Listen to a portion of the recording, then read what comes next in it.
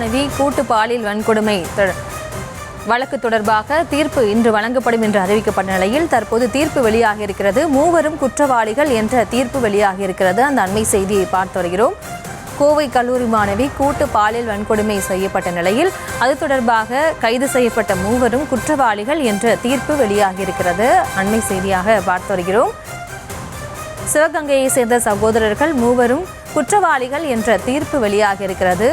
கோவை கல்லூரி மாணவி கூட்டு பாலியல் வன்கொடுமை செய்யப்பட்ட நிலையில் சிவகங்கையை சேர்ந்த சகோதரர்கள் கருப்பசாமி, காளீஸ்வரன் உள்ளிட்ட மூவர் குற்றவாளிகள் என்ற தீர்ப்பு வெளியாகி இருக்கிறது. அது தொடர்பான அண்மை செய்தியை பார்த்து வருகிறோம்.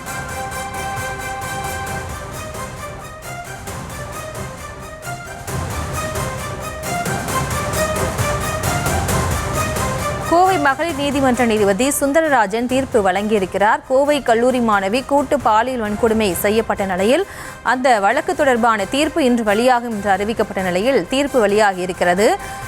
இந்த மூவரும் குற்றவாளிகள் என்ற தீர்ப்பு வெளியாகி இருக்கிறது. அந்த அண்மை செய்தியை பார்த்து வருகிறோம். சிவகங்கையை சேர்ந்த மூவரும் குற்றவாளிகள் என்ற தீர்ப்பு வெளியாகி இருக்கிறது. சிவகங்கையை சேர்ந்த சகோதரர்கள் சதீஷ், கார்த்தி, தவசி ஆகிய மூவர் குற்றவாளிகள் என்ற தீர்ப்பு வழங்கப்பட்டிருக்கிறது. அந்த அண்மை செய்தியை பார்த்து வருகிறோம்.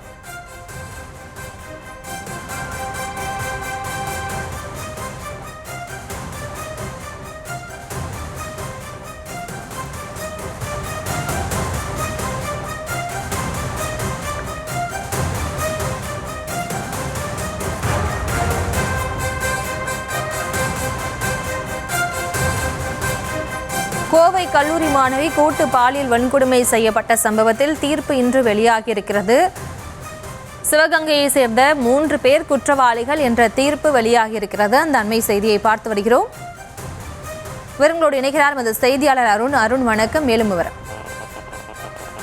வணக்கம். கடந்த நவம்பர் 2ஆம் தேதி கோவை விமான நிலையம் பின்புறமாக இருக்கக்கூடிய காட்டுப்பகுதியில் இரவு நேரத்தில் தனது ஆண் நண்பருடன் காரில் அமர்ந்து பேசிக் கொண்டிருந்த 20 வயதான கல்லூரி மாணவி 3 பேரால் பாலியல் வன்கொடுமைக்கு உள்ளாக்கப்பட்டார். இந்த வழக்கில் 3 பேர் சிவகங்கை மாவட்டத்தைச் சேர்ந்த கருப்பசாமி, காளீஸ்வரன், இருவரும் சகோதரர்கள். அவரது உறவினரான சகோதரர் முறையில் வரக்கூடிய தவசி, இந்த 3 பேரை அதற்கு அடுத்த நாள் 3ஆம் தேதி இரவு காவல்துறையினர் காலில் சுட்டு பிடித்து கைது செய்தனர். இந்த வழக்கு விசாரணையானது கடந்த 3 மாதமாக நடைபெற்று வந்த நிலையில தற்பொழுது இந்த வழக்கின் தீர்ப்பானது வழங்கப்பட்டிருக்கிறது. இந்த வழக்கின் தீர்ப்பு கோவை மகளிர் நீதிமன்றத்தில் நடைபெற்று வரக்கூடிய நிலையில இது தொடர்பாக ஏற்கனவே 350 பக்கம் கொண்ட குற்றப்பத்திரிகையானது தாக்கல் செய்யப்பட்டிருந்தது. அந்த குற்றப்பத்திரிகையில் இந்த குற்றம் நடைபெற்றதற்குரிய அனைத்து ஆவணங்களும் காவல்துறையினரால் முறையாக சமர்ப்பிக்கப்பட்டிருந்தது.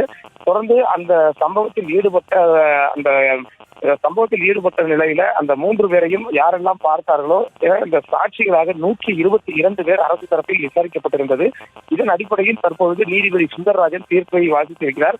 இந்த தீர்ப்பின் அடிப்படையில 3 பேரும் முதற்கட்டமாக குற்றவாளி என்பதை உறுதி செய்திருக்கிறார். இவர்கள் குற்றவாளி என்று உறுதி செய்திருக்கக்கூடிய நிலையில மாலை 5 மணிக்கு குற்றவாளிக்கான அந்த தீர்ப்பின் விவரங்கள் என்பது 5 மணிக்கு அறிவிக்கப்படும் என்றும் அவர் கூறியிருக்கிறார். இந்த அறிவிப்பு 5 மணிக்கு வெளியிடப்படும் என்று அவர் கூறியிருக்கக்கூடிய நிலையில இந்த தீர்ப்பு என்பது இரட்டை ஆயுள் தண்டனையாக இருக்கும் என்றுதான் பலராலும் எதிர்பார்க்கப்படுகிறது.